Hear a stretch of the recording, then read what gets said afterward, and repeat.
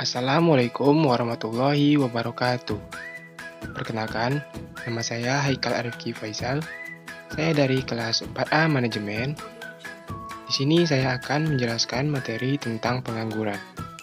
Untuk tugas akhir semester saya dengan mata kuliah Ekonomi Makro yang diampu oleh Ibu Salmia SPD MPDE.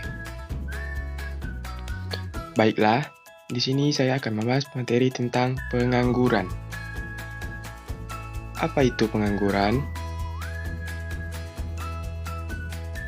Definisi pengangguran ialah pengangguran atau tunakarya adalah istilah untuk orang yang tidak bekerja sama sekali, sedang mencari bekerja kurang dari 2 hari selama seminggu, atau seseorang yang sedang berusaha mendapatkan pekerjaan yang layak.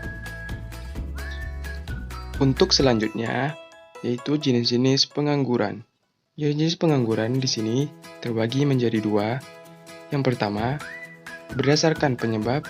Yang kedua, berdasarkan sifat. Untuk berdasarkan penyebab, terbagi menjadi 3, pengangguran struktural, pengangguran konjunktur, pengangguran musiman. Dan berdasarkan sifat terbagi menjadi 3, pengangguran terbuka, setengah menganggur, pengangguran terselubung. Pengangguran struktural adalah tenaga kerja tidak dapat mengikuti keterampilan yang diminta. Sedangkan pengangguran konjunktur, pengangguran yang terkena dampak ekonomi. Dan yang terakhir, pengangguran musiman, terjadi karena adanya perubahan musim. Untuk berdasarkan sifat, yaitu yang pertama, pengangguran terbuka, pengangguran yang tidak memiliki pekerjaan. Dan yang kedua, setengah menganggur, orang yang bekerja kurang dari 35 jam per minggu. Dan yang terakhir, pengangguran terselubung, ketika tenaga kerja tidak bekerja secara maksimal. Untuk selanjutnya, yaitu adalah penyebab pengangguran. Penyebab pengangguran terbagi menjadi 6. Yang pertama, penduduk yang relatif banyak sedangkan lapangan kerja sedikit. Yang kedua, pendidikan dan keterampilan yang sangat rendah. Yang ketiga, angkatan kerja tidak memenuhi persyaratan yang diminta oleh dunia kerja. Yang keempat, adanya lapangan kerja yang dipengaruhi oleh musim. Yang kelima, teknologi yang semakin modern belum terimbangi oleh kemampuan. Yang terakhir, ketidakstabilan pada perekonomian, politik, dan keamanan suatu negara. Dan selanjutnya, dampak pengangguran terhadap perekonomian suatu negara. Yang pertama, pengangguran dapat menyebabkan kemakmuran masyarakat menurun.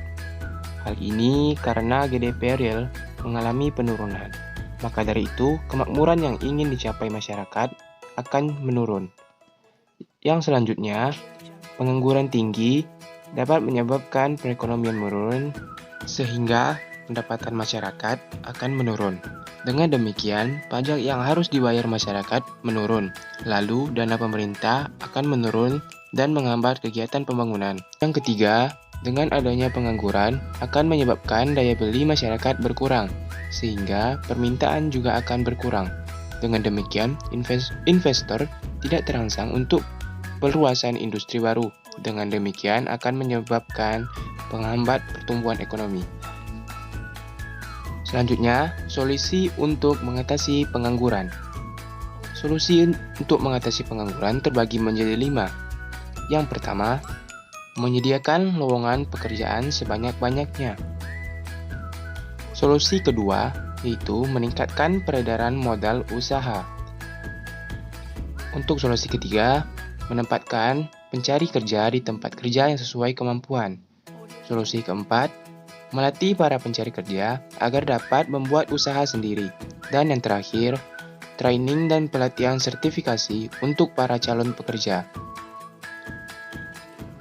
Baiklah teman-teman, itulah pembahasan saya tentang materi pengangguran. Lebih dan kurang saya mohon maaf. Assalamualaikum warahmatullahi wabarakatuh.